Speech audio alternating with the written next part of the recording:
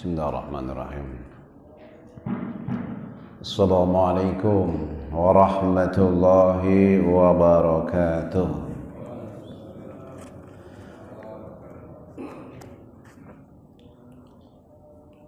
Nasi ulam, nasi uduk. Sungguh enak duduk di pengajian. Jawab salam sambil duduk, kayaknya belum pada sarapan. Assalamualaikum warahmatullahi wabarakatuh. Ikutin sunnah Nabi 3 kali, semoga Allah tambahkan rahmat, keberkahan dan keselamatan buat kita semua. Assalamualaikum warahmatullahi wabarakatuh. Alhamdulillah Rabbil Alamin, nahmaduhu wa nasta'inuhu wa nastaghfiruh wa na'udzu billahi min shururi anfusina wa min sayyiati a'malina. May yahdihillahu fala mudilla lahu wa may yudlil fala hadiya lahu. Ashhadu an la ilaha illallah wahdahu la syarika lahu wa ashhadu anna Muhammadan 'abduhu wa rasuluh la nabiyya ba'dahu. Allahumma salli wa sallim wa barik ala sayyidina wa habibina wa syafiina wa maulana Muhammad wa ala alihi wa ashabihi ajma'in. Amma ba'du. Hadratil mukarramin, para alim ulama, para asatid, segenap tokoh masyarakat, pengurus TKM Masjid Az-Zahra, pengurus yayasan, mahabbah Bapak Ibu jamaah salat subuh yang mulia dan dimuliakan Allah Subhanahu wa taala. Bersyukur kita kepada Allah dengan mengucapkan Alhamdulillahi Rabbil Alamin. Allah himpun kita pagi hari ini bermuajahah talabul ilmi, bersama-sama berzikir, tafakkur, memakmurkan rumah Allah. Semoga Allah makmurkan dunia dan akhirat kita semua. Allah tuntun kita, Allah bimbing kita istiqomah sampai akhir hayat kita semua dalam keadaan husnul khatimah. Salawat dan salam untuk baginda Nabi Muhammad sallallahu alaihi wasallam, nabi yang sangat mencintai umatnya, menyayangi umatnya, di mana beliau bersabda, diriwayatkan oleh Imam Muslim, Imam Ahmad, likulli nabiyyin da'watun mustajabatun wa ta'ajjala kullu nabiyyin da'watahum wa inni ikhtaba'tu da'wati syafa'atan li ummati yaumal qiyamah. Semua nabi memiliki doa yang pasti diijabah, dan setiap nabi telah minta doa itu di dunia. Adapun aku, kata Rasulullah, aku simpan doa itu agar aku bisa memberi syafaat pada umatku di hari kiamat nanti. Dengan itu diriwayatkan oleh Imam Bukhari, nahnul akhirun wal awwalun yaumal qiyamah. Kita ini umat yang terakhir tapi yang awal-awal masuk dalam surga berkat syafaat Nabi Muhammad sallallahu alaihi wasallam. Semoga kita semua termasuk umat yang mendapatkan syafaatnya. Amin ya rabbal alamin. Sampai dalam bab dakwah kitab atau buku dari saya, dakwah wasatiyah bagi generasi milenial perspektif Al-Qur'an, makna ukhuwah dalam dakwah wasatiyah. Makna ukhuwah, persaudaraan dalam dakwah wasatiyah. Merujuk pada Al-Quran, setidaknya ada 5 macam ukhuwah dalam Al-Quran. Yang pertama, ukhuwah dzurriyyah. Ukhuwah dzurriyyah. Bisa juga ukhuwah garis keturunan, persaudaraan yang disambung atas dasar garis keturunan. Dan kita semua ini kan garis keturunannya artinya satu gitu. Semua jadi Nabi Adam. Jadi begini-begini anak cucu keturunan Nabi semua nih. Halo. Ini secara dzurriyyah kita ini sebenarnya satu bapak. Abakum wahid, ummukum wahid. Bapak kita satu, ibu kita juga satu. Jadi ukhuwah dzurriyyah artinya seluruh manusia hakikatnya bersaudara. Karena mereka semua dari satu keturunan anak cucu Nabi Adam. Oleh karena itu kita harus menjaga persaudaraan, apalagi jika sekandung, seayah, sekakek, dan seterusnya masih jelas. Yang sudah nggak jelas pun aslinya secara hakikat jelas, kita semua anak cucu keturunan Adam. Al-Quran mengisyaratkan ini dalam surah Ali Imran ayat 33, 34. Inna Allah astafa Adam wa Nuha wa ala Ibrahim wa ala Imran ala alamin dzurriyyatan ba'duha min ba'd wallahu sami'un alim.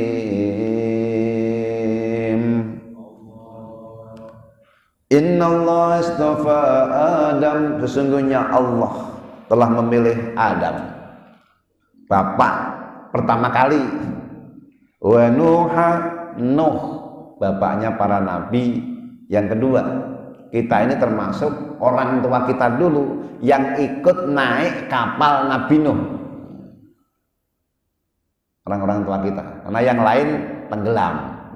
Jadi setidaknya orang tua kita termasuk orang tua yang baik-baik lah gitu, ikut seruan Nabi Nuh.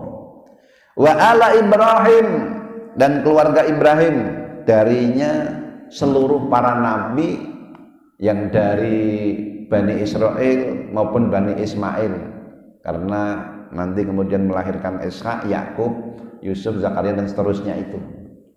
Dan nabi yang terakhir Nabi Muhammad dari Ismail alaihi salam. Ala Ibrahim wala Imrana alal alamin dzurriyyatan ba'duha min ba'd. Ada di sini kalimat dzurriyyah. Jadi kan ukhuwah dzurriyyah. Mereka itu dzurriyyah, sebagai keturunan sebagian dari sebagian yang lain. Semuanya kita ini keturunan Adam. Kemudian yang ikut naik kapal Nabi Nuh. Dari dulu orang tua kita bersaudara. Mudah-mudahan kita nanti juga bisa reuni dalam surga. Bersaudara di dunia, bersaudara di akhirat. Itu dibawa itu, kehidupan itu nyata. Akhirat, di akhirat itu mengisyaratkan bahwa mereka itu akan bersaudara juga, tapi bukan persaudaraan yang diikat dengan dzurriyyah. Kalau dzurriyyah ini cuman sampai di dunia, di akhirat nanti dipisahkan kalau beda agamanya. Di ayat ini dijelaskan bahwa kebenaran kenabian yang terdahulu, keluarga para nabi yang dipilih, baik Adam, Idris, Nuh, Hud, Soleh, ini perwakilan ini disebut Adam, Nuh, kemudian Ibrahim, lalu keluarga Imran, bahwa mereka semua bersaudara, dan kita semua, setiap anak cucu Adam selayaknya hidup bersaudara, berukhuwah. Yang kedua, ukhuwah makhlukiyah fil ubudiyah. Ukhuwah makhlukiyah, persaudaraan makhluk dalam hal ibadah. Seluruh makhluk, kita ini semua makhluk, karena khaliknya adalah Allah. Nah, kalau disebut makhluk bukan hanya manusia, binatang-binatang, kambing, sapi, unta, hewan-hewan juga makhluk. Jadi secara hubungan makhluk, kita sama sapi itu bersaudara, ukhuwah makhlukiyah. Dan itu ada ibrah dalam Al-Quran. Inna fi dzalika la'ibrah min baini farsin wa dammin labanan khalisan sa'igan lisyaribin. Sesungguhnya pada kehidupan ini yang Allah siapkan buat manusia, dari makhluk-makhluk yang lainnya diciptakan, itu ada ibrah. Pada hewan-hewan itu ada ibrah. Di antara kotoran dan darah ada susu yang jernih, susu yang nikmat untuk diminum oleh peminumnya, yaitu manusia. Itu pada hewan itu ada ibrah. Perhatikan itu. Sapi, kambing, unta tahu apa tentang dirinya. Dia bisa misahin darah, susu, dan kotoran enggak? Bapak Ibu perhatikan, di perutnya sapi, kambing maupun unta ada kotorannya enggak? Ada darahnya enggak? Ada susunya juga. Pas diperas kok keluarnya susu, kok enggak campur sama teletong? Halo? Kok enggak campur sama darah? Itu Allah siapkan labanan khalisan sa'igon lisaribin, supaya kamu itu enak minumnya. Kalau campur dengan kotoran kan jijik, campur dengan darah kan kamu juga nggak seneng. Itu susu dipisahkan supaya kamu enak minum. Wa bi ayyi ala rabbikuma tukadziban. Maka suruh baik sama binatang-binatang kamu.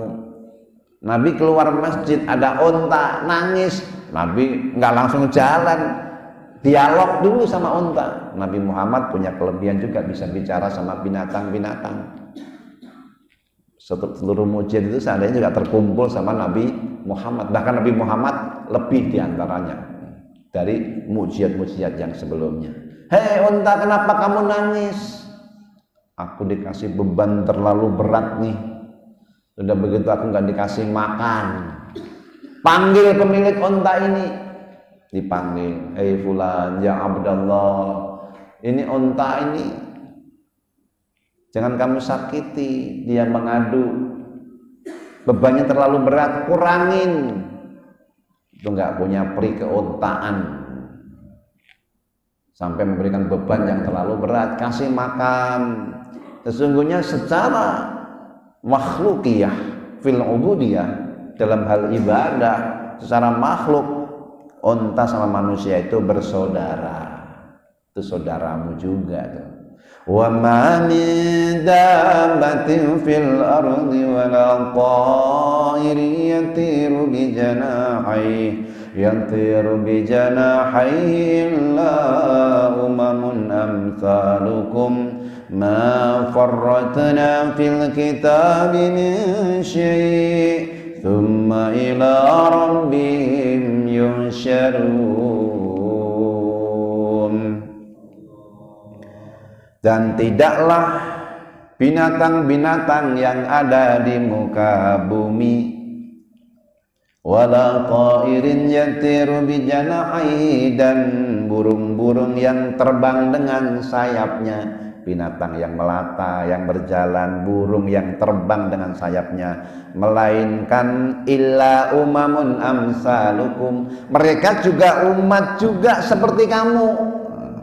Mereka juga umat. Maka burung-burung itu bergerombolan-gerombolan, satu umat.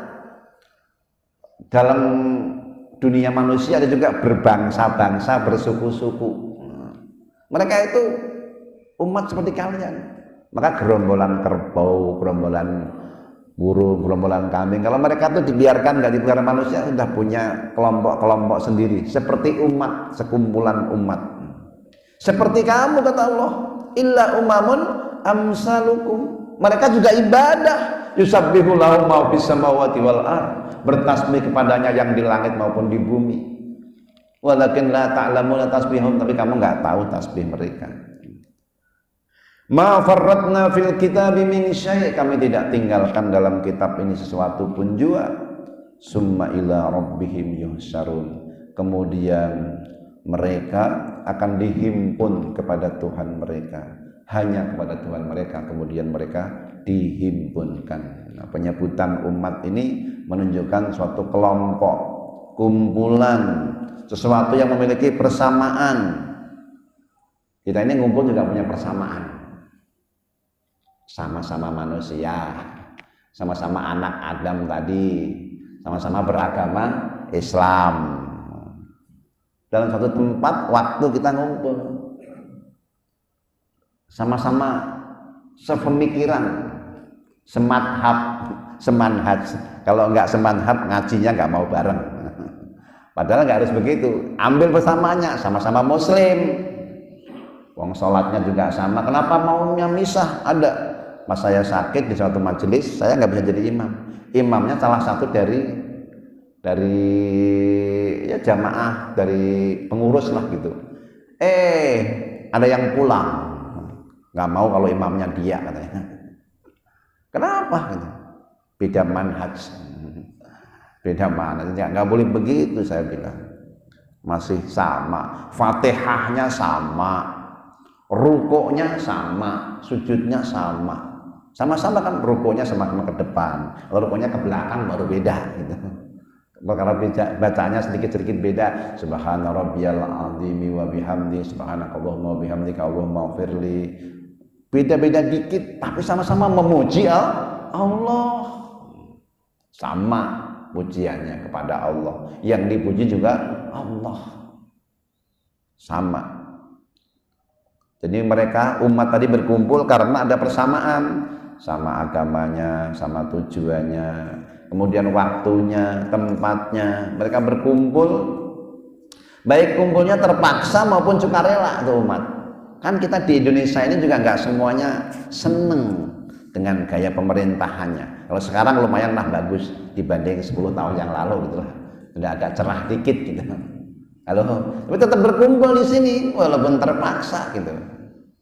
Tetap berkumpul. Baik dia dengan sukarela maupun terpaksa. Manusia memang sebenarnya ada perbedaan dengan binatang, tapi banyak memiliki keserupaan. Manusia sama binatang sama atau beda? Halo? Tolong jawab. Sama atau beda? Ya bisa beda, bisa sama gitu. Tapi banyak persamaannya. Garis besarnya kan manusia sama binatang sama-sama makhluk. Loh. Sama-sama makhluk, sama-sama napas, sama-sama makan. Nanti kalau dilihat itu masih banyak samanya dibanding bedanya. Kadang-kadang manusia lebih parah.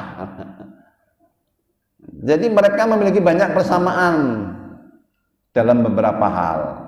Satu, sama-sama ciptaan Allah, sama-sama hidup, sama-sama dari kecil tumbuh besar menjadi gede, lama-lama juga sama-sama mati, sama-sama tua. Banyak samanya. Sama-sama punya perasaan, punya naluri seksual untuk mengembangkan biak. Sama-sama punya sifat cemburu. Jangan dikira jago itu cemburu, kalau calonnya ini bisa sampai berdarah-darah itu. Mentok bebek sama. Sama-sama punya sifat cemburu, sama-sama punya hasrat untuk mempertahankan diri. Kalau ditindas dia akan membalas. Binatang pun, semut pun akan marah kalau disakitin, ya, gitu kan gitu. Jadi sama-sama banyak persamaannya. Menurut Carl van Wyk, seorang ilmuwan Austria ini, nyebutnya aja susah. Kalau kita kan gampang, selamat, namanya gampang gitu. Gunawan, ini Carl van Wyk, agak susah namanya. Ini dikutip oleh Quraisy Shihab. Binatang, semut, lebah mempunyai persamaan. Dia mempunyai masyarakat dan bahasa, cara komunikasi yang unik dan ajaib. Semut itu, lebah, kalau ketemu salaman. Itu semut itu berpelukan. Kadang-kadang manusia kalah sama semut. Muhammad Umar bin Nawawi dalam tafsir Marakhil Nabi Likasfil Quran Majid, dia menjelaskan tidak ada binatang yang berjalan di muka bumi, yang berenang di lautan, burung-burung yang terbang di penjuru angkasa, kecuali kelompok-kelompoknya juga seperti manusia. Sama-sama mencari rezeki, sama-sama menghindari kerusakan yang menyakitinya. Sama-sama mereka semua mengenal Tuhan dan mengesahkan Tuhan. Mereka juga saling memahami di antara mereka. Mereka juga akan dibangkitkan setelah kematian untuk dihisab, bahkan di sini. Di dalam Marahul Labid di Kasfil Quranil Majid. Jadi mereka semua makhluk yang bersaudara. dalam beberapa riwayat, tidaklah ada kambing yang bertanduk kemudian dia nyeruduk kambing yang tidak bertanduk kecuali akan diminta hisabnya. Itu penekanan tentang hisab. Jadi mereka semua makhluk yang bersaudara, beribadah kepada Allah sebagai sang penciptanya, pengatur alam raya. Yusabbihu lahu ma fis samawati wal ard, bertasbih kepadanya yang di langit maupun yang di bumi. Itu burung-burung yang berterbangan, para malaikat yang melata semuanya. Ukhuwah dzurriyyah, 1. 2, ukhuwah makhlukiyah bil ibadah. Dzurriyyah kemudian makhlukiyah, sama-sama makhluk. 3, ukhuwah fil insaniyah au al basyariyah. Ini kita nih, ukhuwah fil insaniyah atau al basyariyah, persaudaraan kemanusiaan. Persaudaraan yang merujuk pada firman Allah surat Al-Hujurat ayat 13. Jadi sama-sama manusia, sama-sama basyar. Dalam Al-Quran itu penyebutan manusia itu kadang-kadang al-insan, wal asri innal insana lafi khusr, demi masa sesungguhnya manusia itu dalam kerugian, illal ladzina amanu wa amilus solihati wa tawasaw bil haqqi wa tawasaw bis sabr, kecuali yang beriman, beramal soleh, saling menasihati dalam kebenaran dan saling menasihati dalam kesabaran. Kadang-kadang basar, kul innama ana basyarun mislukum yuha ilayya annama ilahukum ilahu wahid faman kana yarju liqa rabbi falyamal amalan shalihan wa la yusyrik bi ibadati rabbih ahada. Katakanlah sesungguhnya aku juga basyar, manusia seperti kalian. Karena disebut Bani Adam, jadi banyak. Nah, di sini disebutkan ukhuwah fil insaniyah atau fil basyariyah. Ya ayyuhan nasu inna khalaqnakum min dzakarin aw unsa waja'alnakum syu'uban wa qabaila lita'arafu inna akramakum indallahi atqakum innallaha alimun khabir. Ya ayyuhan nas, wahai manusia.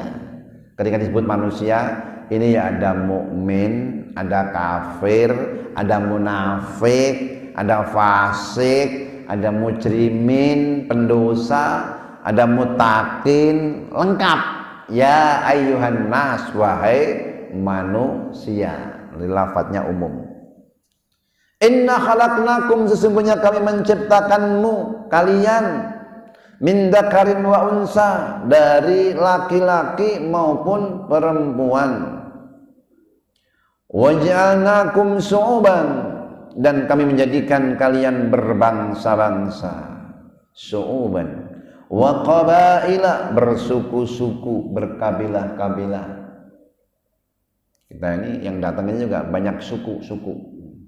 Ada suku Jawa, ada suku Sunda, ada suku Batak, ada suku Betawi.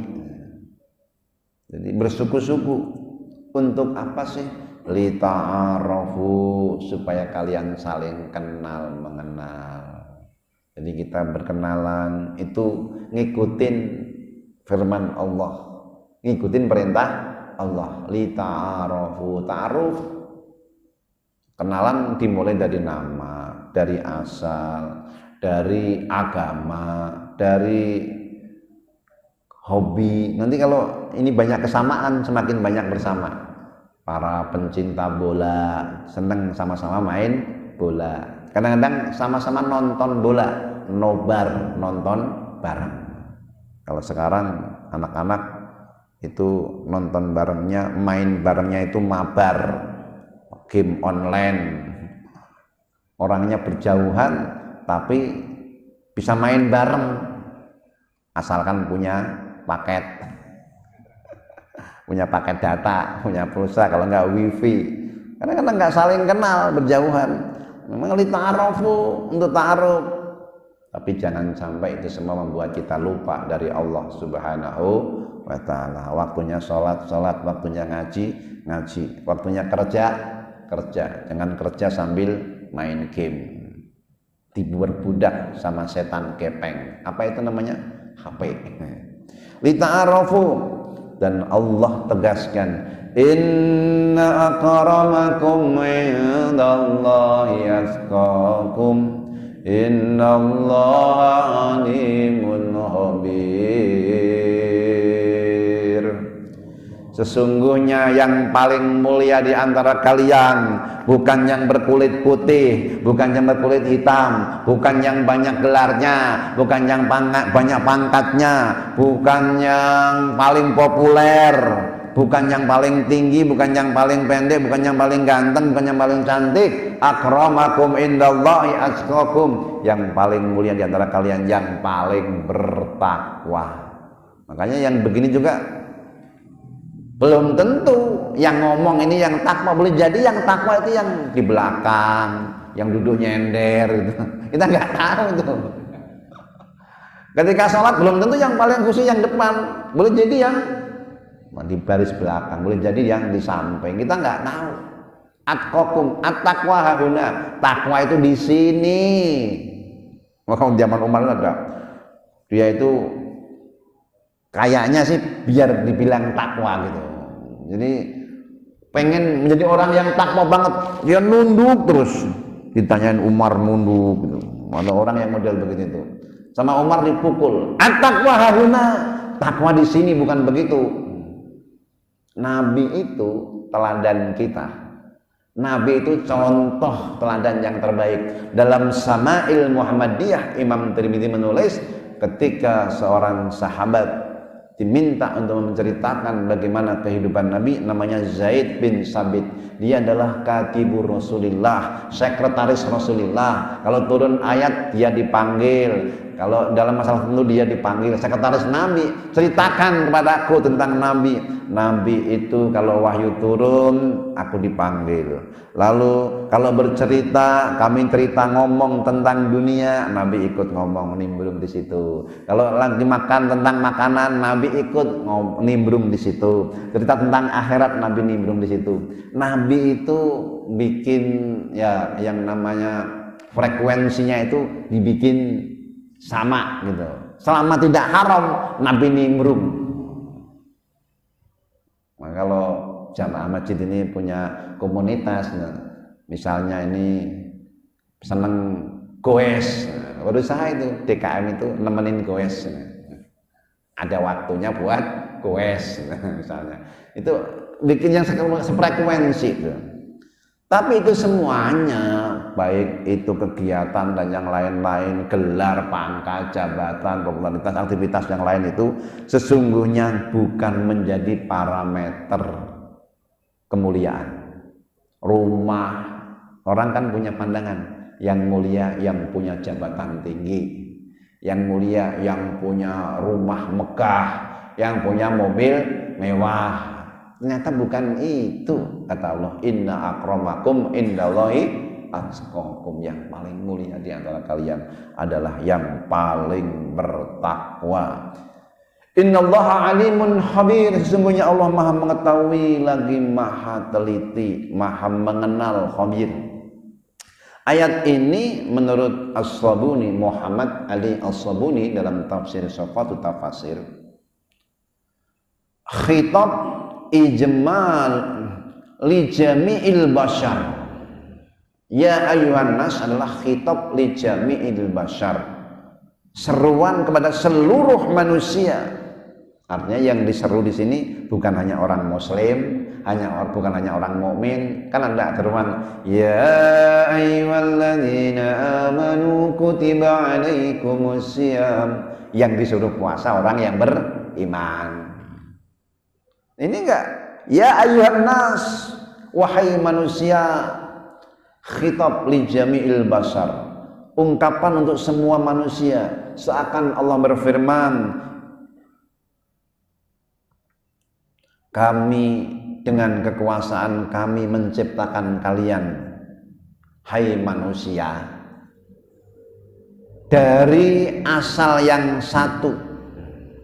Kami jadikan kalian dari seorang bapak, dari seorang ibu, yaitu Adam dan Hawa. Jangan menyombongkan diri. Nenek kalian satu, kakek kalian satu. Jangan mengandalkan nasab. Kalau ngandelin nasab, wong ujungnya ketemunya sama. Jangan ngandelin nasab. Sekarang lagi rame tentang nasab nih. Halo, nasab habaib yang dipermasalahkan.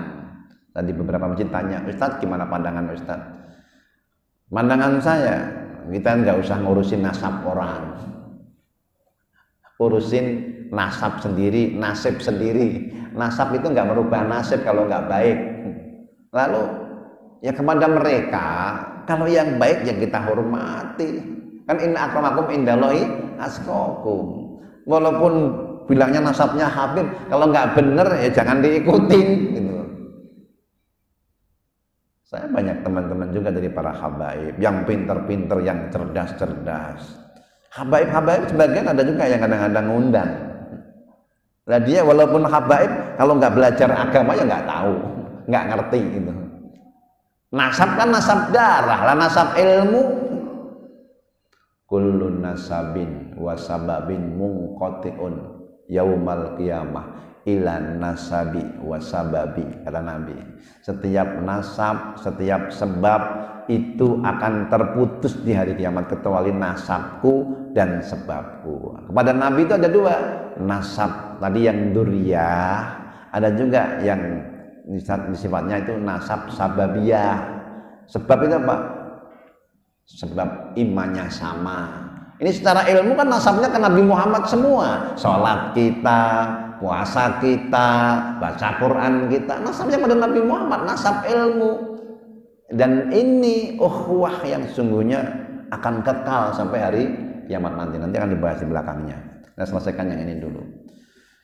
Jadi kalian itu nasabnya sama, nggak usah ngandelin nasab.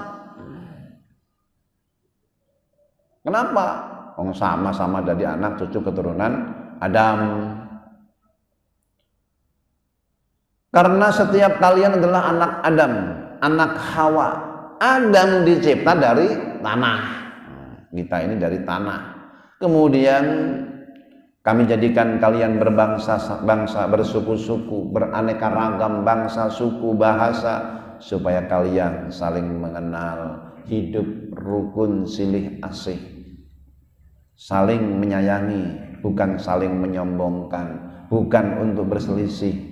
Sesungguhnya keutamaan manusia diukur dengan takwa, bukan dengan nasab. Barang siapa yang menambahkan kemuliaan dunia, kedudukan di akhirat, pesan Muhammad Ali Syekh Ali As-Sabuni, maka bertakwalah kepada Allah Subhanahu wa ta'ala. Jangan ngandelin nasab, jangan ngandelin harta, popularitas. Keempat, pertama ukhuwah dzurriyyah, dua makhlukiyah, ukhuwah makhlukiyah, tiga ukhuwah insaniyah atau basariyah. Dzurriyyah, makhlukiyah, insaniyah. Dihafal, nanti kalau nggak hafal nggak boleh pulang. Halo. Yang keempat, ukhuwah watoniyah. Ukhuwah watoniyah. Apa itu? Kita ini sama-sama anak bangsa, maka harus saling bersaudara. Ini merujuk pada firman Allah surah Al-A'raf ayat 65. Wa ila 'adin akhahum huda qala ya qaumi ibudullaha ma lakum min ilahin ghairuh afala tattaqun. Dan kami mengutus kepada kaum Ad saudara mereka yaitu Hud alaihissalam.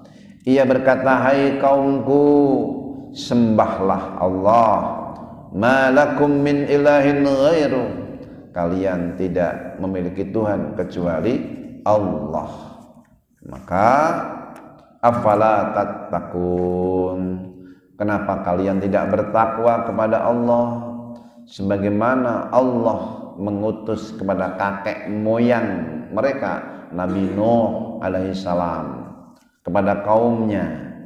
Allah juga mengutus Hud kepada kaum Ad, para nabi saudaranya Nabi Hud dan kaum Ad selain sebangsa sebenarnya juga saudara dari keluarga besar anak-anak cucu Nabi Nuh.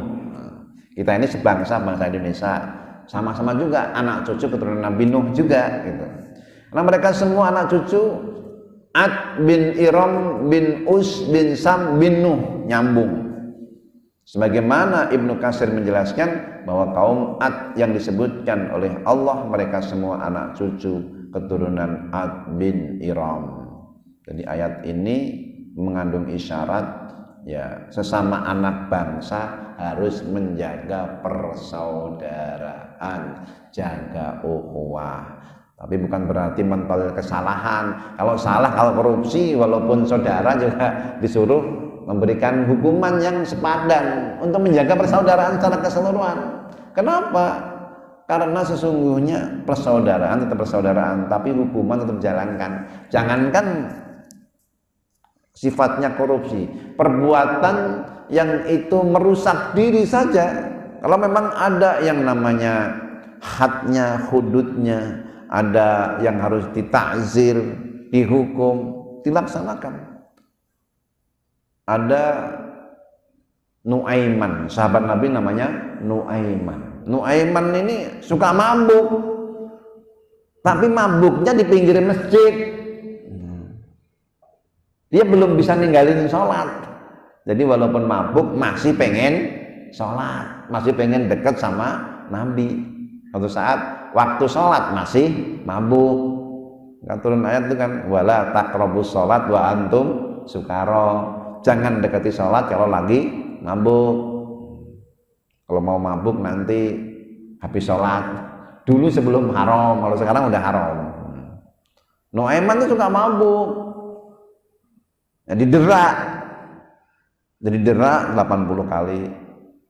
Masih juga orang-orang ngatain Nuaiman itu nggak bener, disebutin gitu. Maka Nabi pun membela Nuaiman. Dia minta tolong sama Nabi, ya Rasulullah, tolong aku.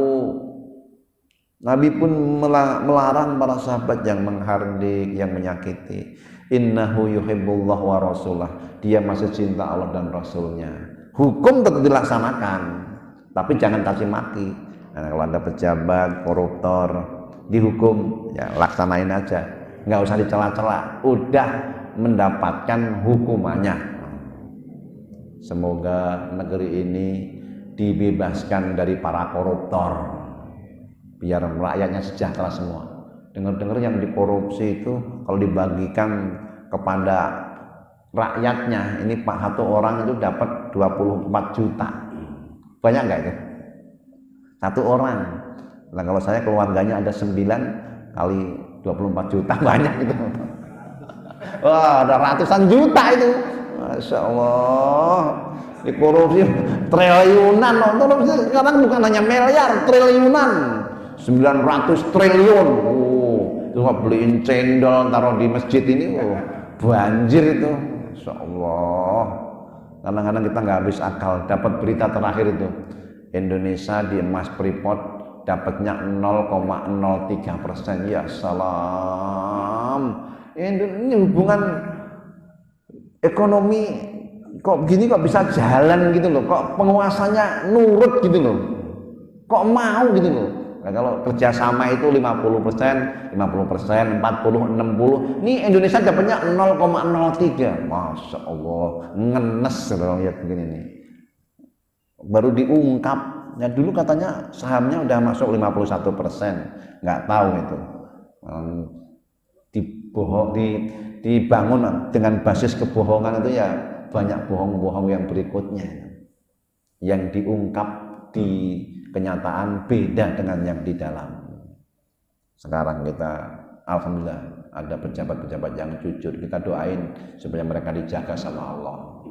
Amin ya rabbal alamin. Lanjut.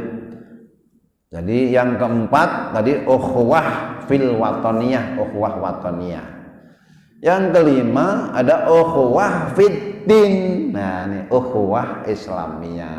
Nah, kita sering itu menjaga ukhuwah itu hanya pada tahapan ini. Padahal disempitkan lagi kadang-kadang, bukan hanya fiddin, bukan fil Islamiyah, ukhuwah fil madhabiyah. Nah, itu nggak boleh cuma itu doang sih sebenarnya. Nggak boleh. Karena apa? Dengan dasar ukhuwah madhabiyah lalu dia meninggalkan ukhuwah Islamiyah. Kenapa nggak mau bareng, nggak mau ngaji bareng, beda madhab, beda golongan? Nggak boleh. Kalau itu sumbernya Al-Quran, Sunnah, sama-sama dari Allah dan Rasulullah, kenapa kamu harus kemudian menjauh? Di situ ada majelis ilmu. Saya aja kadang-kadang juga sholat bareng di masjid-masjid yang madhabnya lain kadang-kadang, sama-sama nyembah Allah gitu. Kalau sudah di situ ada yang dilanggar dari rukunnya baru nggak boleh. Rukunnya masih sama. Ukhuwah fiddin, ukhuwah Islamiyah artinya semua umat beragama harus bersaudara. Baru fiddin, nanti belum disebutnya lagi fiddinil Islam.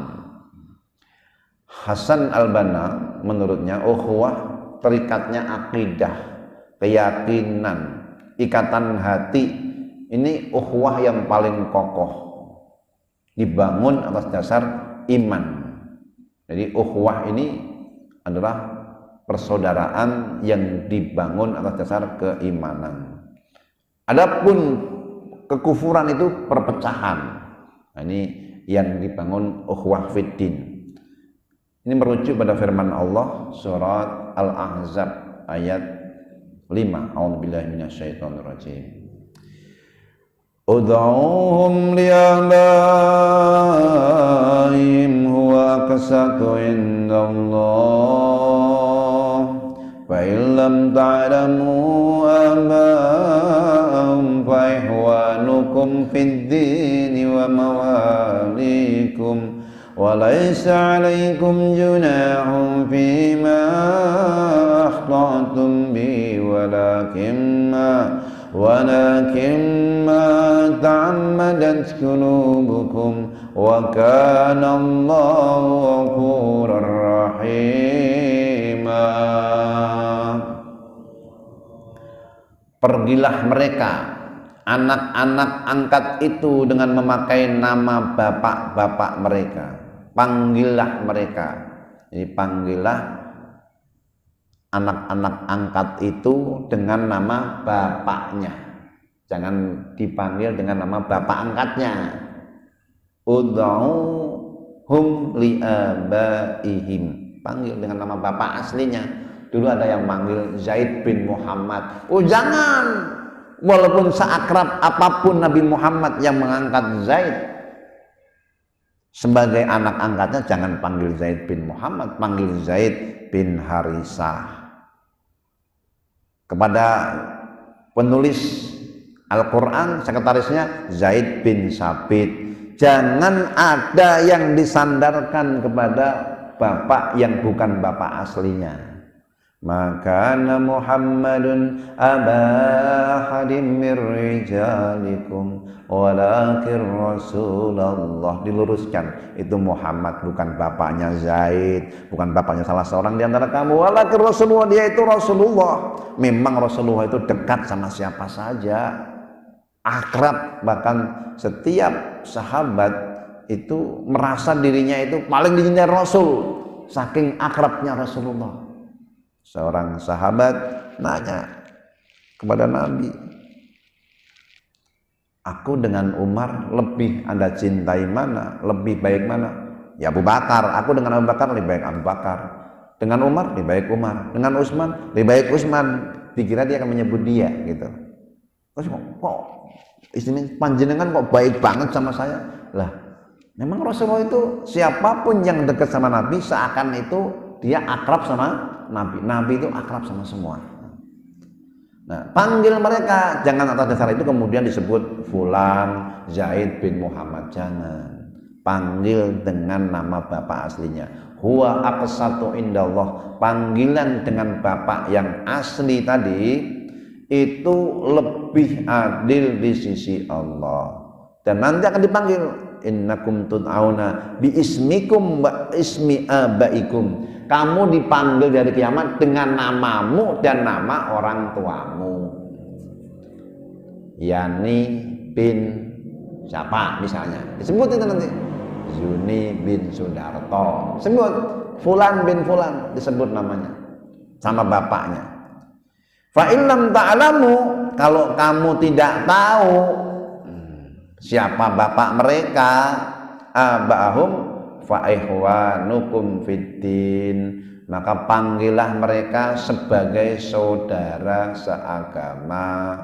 Wa mawalikum, maula-maulamu, orang-orang yang di bawah tanggung jawab dalam pengasuhanmu. Walaisa alaikum junahun, dan tidak ada dosa fima akhtatum, yang kalian tersalah belum tahu, khilaf, walakin ma ta'ammadat qulubukum, tapi yang dianggap dosa yang dengan sengaja sudah dikasih tahu kok nekat berbuat salah, hatimu menyengaja. Wa kana Allahu ghafurur rahim, dan Allah Maha Pengampun lagi Maha Penyayang. Kata ikhwanukum fiddin, saudaramu seagama, ini merupakan rangkaian kata ukhuwah fiddin, ada juga dalam surah At-Taubah. Fa in aqamus salat wa atau zakat fa ihwanukum fiddin. Jadi kalau dia aja salat sudah zakat, teman kamu dalam agama gitu, saudara kamu, menuju kepada persaudaraan seagama karena sama-sama agamanya. Sementara beberapa ayat dalam Al-Qur'an menggunakan kata tanpa digandeng ad-din, bahkan secara terang eksplisit disebutkan saudara mereka yang membangkang terhadap ajaran ilahi, seperti dalam surat Hud, itu menunjukkan pada persaudaraan yang bukan agama, karena satu keturunan, satu bangsa, sama-sama makhluk hidup. Jadi ada juga memang ukhuwah sebangsa, ada ukhuwah fiddin. Nah, karakteristik ukhuwah ini sangat utama untuk dijaga agar dakwah berjalan dengan baik. Pentingnya ukhuwah ini sungguhnya luar biasa. Terkadang kita harus meninggalkan kewajiban demi keberlangsungan dakwah. Bukan karena enggan, Nabi sendiri begitu, kadang-kadang ninggalin hukuman demi berlangsungnya dakwah. Ini udah orang munafik, saya kan dibunuh nih, tapi karena dia masih ngaji bareng Nabi dalam kondisi aman, Nabi nggak mau. Kenapa? Akrahu ayyaqulun nas anna Muhammad qatala ashabah. Aku nggak mau manusia mengatakan Muhammad telah membunuh sahabatnya. Karena dalam pandangan orang-orang di luar sana itu orang munafik itu ya sahabat Nabi. Kenapa? Wong ngaji bareng Nabi. Nah, kalau membunuh pasti medan perang, dia lagi membelot di pihak musuh. Tapi kalau dia di tengah-tengah kaum muslimin, jangan. Jadi ada perkara-perkara yang Nabi nggak lakukan demi berlangsungnya dakwah, bukan karena enggan terhadap syariah. Sama dalam beberapa perkara, kita kadang-kadang dalam urusan keluarga seharusnya berbuat begini, ya harus dihukum begini, dikasih punishment begini, tetapi dalam beberapa perkara kita hindarin itu. Kenapa? Demi keberlangsungan dakwah dalam keluarga.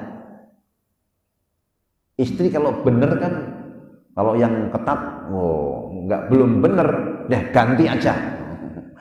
Kalau yang ketat gitu, nggak mau sholat, deh ganti aja yang sholat. Nggak bisa begitu, diajarin dulu, sabar dulu. Memang harus sholat, tapi kalau belum mau sholat, halo, mau tinggalin atau ganti? Emang kayak barang gampang belinya, ya dibenerin dulu gitu. Karena ada, jangankan ini belum sholat, gara-gara beda madhab, beda manhaj, ngajinya beda, ganti istri. Itu modus, saya yakin itu bukan karena itu modus, itu karena ada yang lain, waliyadzubillah. Tapi di kabar sosial medianya karena gara-gara beda manhaj. Nah, yang salah gurunya itu. Nggak ada dalam Al-Quran, dalam sunnah nikah itu harus semanhaj, nggak ada. Yang ada seagama, iya semanhaj itu nggak ada. Lebay itu menyempitkan yang luas. Oh, agama ini ngajarin meluaskan yang sempit, ini malah menyempitkan yang luas. Bukan karena enggan terhadap syariah atau hukum Islam, tetapi sebagai tahapan pembebanan yang harus disiapkan ilmu psikologi mat'u. Jadi ada beberapa syekh itu datang ke pedalaman. Mereka itu nggak laki perempuannya salaman-salaman aja. Tapi syekhnya menjaga. Kalau nanti nggak mau salaman, khawatir malah bubar. Dia nggak apa-apa deh, salaman dulu. Ya toh ini kan dosanya dosa-dosa kecil kalau dianggap dosa. Wong dulu juga ada riwayatnya pembolehan Nabi Muhammad di pasar Madinah digandeng-gandeng sama nenek-nenek. Nah kalau sekarang ada tokoh, ada nenek-nenek ngerebutin tangannya, salaman, ya anggap aja itu kan bukan sebagai sebuah kesengajaan yang harus dihukumin, wah itu haram dan lain. Ada beberapa perkara yang itu dibolehkan. Bahkan kendati dia seorang kepala negara atau raja sekalipun. Teladan dalam hal ini adalah Raja Najasyi. Jadi Raja Najasyi ini setelah dapat surat dari Nabi, dia pun berislam, dia pun bersujud, tapi nggak melaksanakan hukum Islam. Ini kan ada orang-orang yang ngeterlek, nggak pakai hukum Islam, kafir. Nah, Raja Najasyi setelah Islam, Nabi masih hidup, tapi rakyatnya masih banyak yang masih kafir. Maka dia tetap dengan keislamannya, hukumnya masih pakai hukum kerajaan yang dulu, dan itu enggak disalahkan sama Nabi. Yang penting sudah syahadat dulu, bertahap. Jadi begitulah, bertahap dalam hal perkara ibadah juga itu adalah bagian daripada yang sunnah. Dalam sunnah alamiah manusia itu memang bertahap, dari kecil besar, dari sedikit banyak. Nggak terasa sudah syuruk lewat 4 menit, syuruknya lewat 30. Nah kalau ada yang mau nanya sebelum saya akhiri, saya persilahkan. Ada 5 ukhuwah tadi ya, ukhuwah dari ukhuwah dzurriyyah, kemudian ukhuwah makhlukiyah, dzurriyyah makhlukiyah, insaniyah, watoniyah, kemudian ukhuwah fiddin, ukhuwah karena agama. Ini yang terakhir, dan ini yang dibawa sampai mati nanti, sampai hari kiamat. Ini panjenengan ini nanti kalau masuk surga akan nyari